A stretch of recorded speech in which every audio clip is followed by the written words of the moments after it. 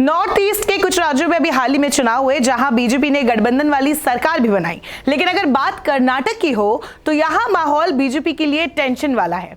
यहां बीजेपी से senior leader और पूर्व सीएम येदियुरप्पा ने भले ही कुछ दिन पहले राजनीति से संन्यास लेने का ऐलान कर दिया था, लेकिन बीजेपी की पूरी प्लानिंग में येदियुरप्पा ही मेन पॉइंट है। हालांकि जब वो बीते दिनों चुनाव प्रचार करने पहुंचे थे तो उनके ही पार्टी वर्कर्स ने उनका घेराव कर दिया, जिससे नाराज होकर उन्होंने अपने प्रोग्राम को कैंसिल कर दिया।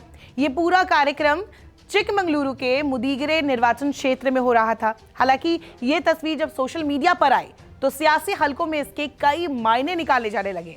तो क्या बीजेपी में टेंशन बढ़ गई है? 2024 से पहले कुछ राज्यों के विधानसभा चुनाव सेमीफाइनल की तरह साबित होंगे। इनमें से एक 224 विधानसभा सीटों वाला राज्य कर्नाटक भी है, जहां चुनावी बिगुल बज चुका है और मुख्य पार्टियां जैसे बीजेपी, कांग्रेस और जेडीएस ने अपनी तैयारी भी शुरू कर दी है। हालांकि कुछ सर्वे और पॉलिटिकल एक्सपर्ट्स की माने तो कर्नाटक में बीजेपी के लिए राहें आसान नहीं है, क्योंकि वहां एंटी इनकम्बेंसी है। बीजेपी के कई नेताओं पर भ्रष्टाचार के आरोप है। बीते दिनों बीजेपी के एक सीनियर लीडर के बेटे को रिश्वत लेते हुए पकड़ा गया था। वही हाल के दिनों में कांग्रेस की भारत जोड़ो यात्रा ने साउथ में कमाल का समर्थन हासिल किया। फिलहाल कांग्रेस ने अपना पूरा फोकस भ्रष्टाचार, महंगाई जैसे मुद्दों पर रखा है। जेडीएस का प्रभाव भी राज्य में काफी है। ऊपर से गुजरात में चुनावी जमीन तैयार करने वाली आम आदमी पार्टी भी यहाँ किस्मत आजमाने आ रही है। ऐसे में बीजेपी को यहाँ टफ फाइट मिलने के पूरे आसार है।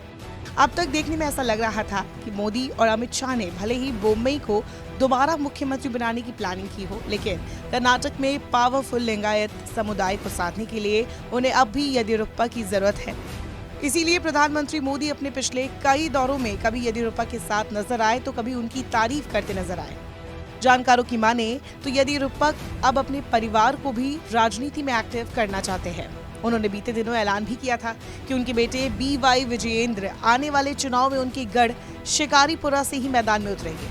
सब कुछ प्लान के मुताबिक था। कर्नाटक में बीजेपी को मजबूत करने के लिए येदियुरप्पा काम करते और उनके बेटे को टिकट मिल जाता, लेकिन अचानक ये लड़ाई येदियुरप्पा और CT रवि के बीच शुरू हो गई, क्योंकि येदियुरप्पा के ऐलान के एक दिन बाद भाजपा के राष्ट्रीय महासचिव CT रवि ने येदियुरप्पा के इस दावे को खारिज कर दिया, जिसके बाद ये पूरा हंगामा शुरू हुआ। बीजेपी के राष्ट्रीय महासचिव CT रवि ने साफ कहा कि टिकट किसे दिया जाएगा, किसे नहीं, वे पार्टी नेतृत्व तय करेगा। ये फैसला घर पर या किचन में बैठकर नहीं हो सकता। उन्होंने कहा कि सर्वे के आधार पर टिकट का बंटवारा किया जाएगा। CT रवि के दावे को खारिज किए जाने के बाद उनके समर्थक येदियुरप्पा का घेराव करने पहुंच गए। सैकड़ों समर्थकों ने बीते गुरुवार को येदियुरप्पा की कार का घेराव किया और मुदिगेरे से विधायक MP कुमारस्वामी को दोबारा टिकट न देने की मांग की। इस दौरान येदियुरप्पा नाराज दिखे और उन्होंने अपने चुनाव अभियान को रद्द कर दिया। इस पूरी घटना की तस्वीरें सोशल मीडिया पर वायरल हो रही है। वही इसके कई सियासी मायने निकाले जा रहे हैं। ऐसे में साफ है कि कर्नाटक बीजेपी में सब कुछ तो ठीक नहीं चल रहा है। अब देखना होगा कि बीजेपी नेतृत्व सीनियर लीडर्स के बीच के इस विवाद को कैसे निपटाती है। नमस्कार, मैं हूं मानक गुप्ता। अगर आपको हमारा ये वीडियो पसंद आया हो तो इसे लाइक और शेयर जरूर करें, और हाँ, हमें सब्सक्राइब और फॉलो करना ना भूलें, ताकि आप देश और दुनिया की कोई खबर मिस ना करें। तो जुड़े रहिए हमारे साथ और देखते रहिए न्यूज़ 24।